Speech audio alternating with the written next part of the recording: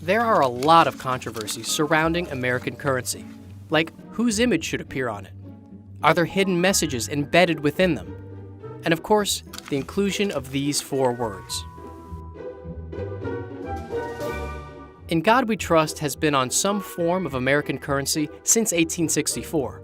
U.S. coins started featuring the phrase in response to increased religious sentiment during the horrors of the Civil War. During that time, letters poured into the Treasury Secretary's office trying to draw attention to the importance of recognizing God on the currency. War was also responsible for the phrase appearing on paper money nearly a century later, but this time it wasn't meant to help calm a panicked nation.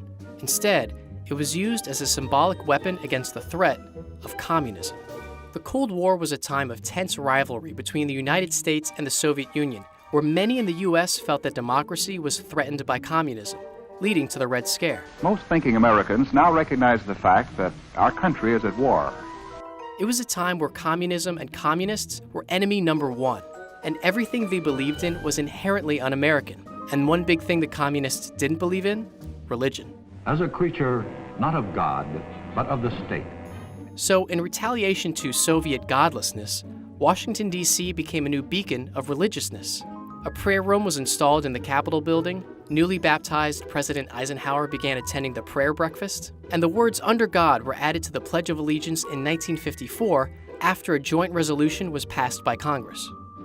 And then, in 1956, the official motto of the United States was changed from E pluribus unum, meaning out of many, one, to In God We Trust. And that motto was legally obliged to be on all money, both coin and paper.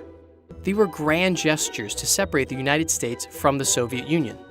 In fact, Florida Representative Charles Bennett, who introduced the legislation that put In God We Trust on all American currency, gave a speech on the House floor saying, "In these days when imperialistic and materialistic communism seeks to attack and destroy freedom, we should continually look for ways to strengthen the foundation of our freedom.